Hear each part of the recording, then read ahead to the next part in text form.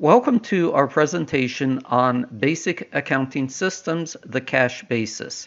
In this presentation, we're going to focus on the presentation of specific transactions as they relate to the preparation of the financial statements. In this presentation, we're going to be focusing on cash-based transactions only. As we focus on the presentation of the financial statements and transactions, we will focus on the presentation of these based upon a specific set of rules. When we talk about rules related to accounting, we are talking about the generally accepted accounting principles, or GAAP. We post transactions when there are economic events that affect the financial statements. The next piece of the framework relates to the accounting equation. The accounting equation is assets equals liabilities plus stockholder equity. Assets represents resources that a company owns. Liabilities represent resources that a company owes to other people, primarily in terms of money.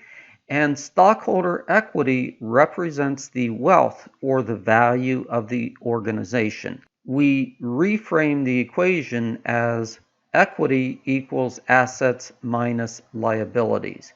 You notice that this is a mathematical equation, so everything within this stays within balance. So when we affect assets, if there is an effect on liabilities and stockholder equity, the financial equation remains in balance. In this integrated framework of transactions as they integrate to the financial statements, note that we are posting transactions as they affect the balance sheet.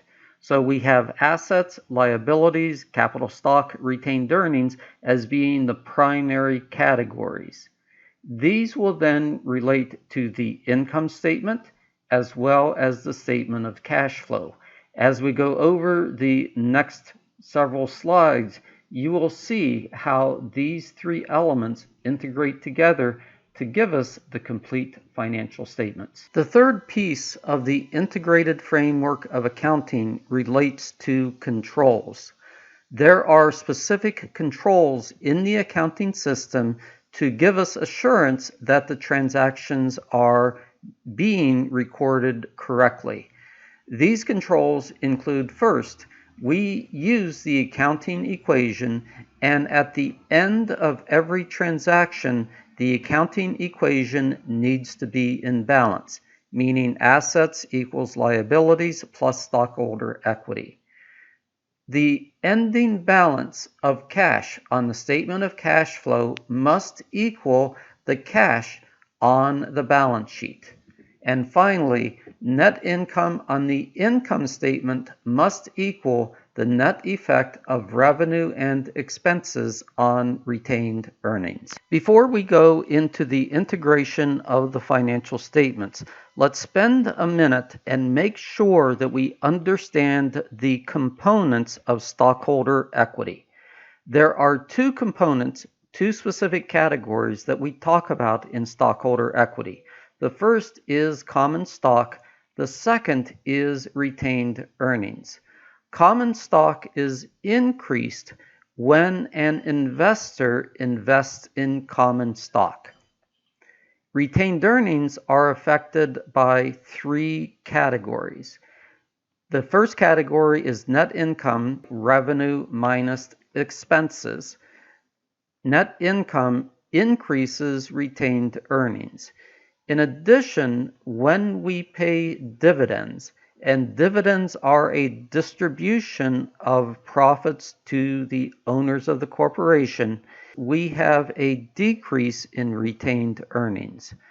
When we see the retained earnings balance, this balance reflects the accumulated retained earnings minus any dividends that have been paid to shareholders of the corporation. For the rest of this presentation, we're going to be going through the financial statements and preparation of a sample company. This company is Family Health Care. As we talked about in our prior video, When we prepare financial statements, we start with net income.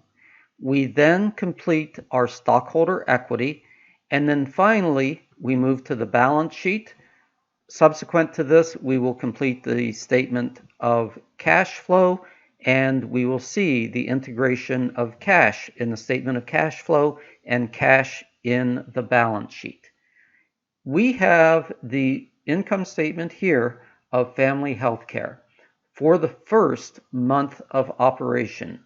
We have fees earned of $5,500, total expenses of $2,900, which gives us a net income of $2,600. We then move to the statement of stockholder equity. Notice there are two specific accounts, common stock and retained earnings. As discussed, this company started operations on September 1st. September 1st, you notice their balances for common stock retained earnings is 0. During this first month of operation, the owner or the investor of Family Healthcare invested $6,000. The $6,000 is reflected in an increase in common stock. Let's now take a look at retained earnings. The first line of retained earnings is net income. As discussed, we need to complete the income statement before completing stockholder equity. We move that amount of net income of $2,600 to retained earnings. Note that there is a reduction in retained earnings for dividends. During the first month of operations, the company distributed dividends to the owner of the corporation of $1,500. The ending balance for retained earnings is $1,100, which represents the retained earnings, income minus dividends distributed of the corporation.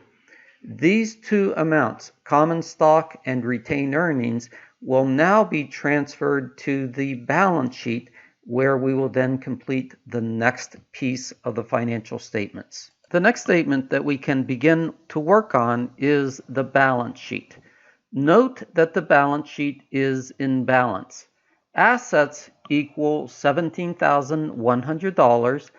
Liabilities plus stockholder equity also equals $17,100. The balance sheet is in balance. In the asset, we have cash and land. Liabilities, we have a notes payable. And then in stockholder equity, you will see numbers that we've already talked about. Common stock is $6,000 and our retained earnings is $1,100. The final financial statement that we will discuss is the statement of cash flow. As discussed in our prior video, cash flow is divided into three specific areas: cash flow from operations, cash flow from investing, and finally, cash flow from financing activities. The cash flow from operations includes cash received from customers, $5,500, and cash payments for expenses of $2,900. Keep in mind that this financial statement is reported on a cash basis. There were no transactions that were on account. So by definition, operating cash of $2,600 represents our net income. The cash flow used for investing is $12,000. The company purchased a piece of land during the month. Land is an asset, and this transaction is reported as cash flow from investing. Cash flow from financing includes several components, one of which is we, as the company, received $6,000 when the owner purchased common stock. We also received $10,000 from a notes payable, and then finally we paid a dividend. When dividends are paid, they are reflected in the cash flow from financing activity.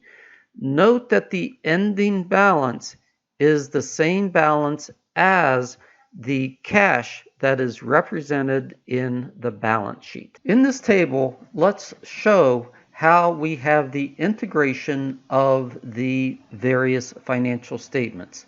We first start off with the income statement. We then use net income and are able to complete second the statement of stockholder equity. Our third statement that we're able to complete is the balance sheet.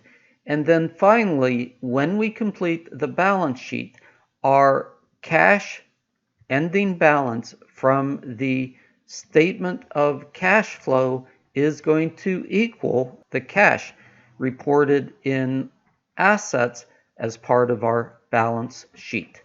So let's take a little deep dive into this and see what we have.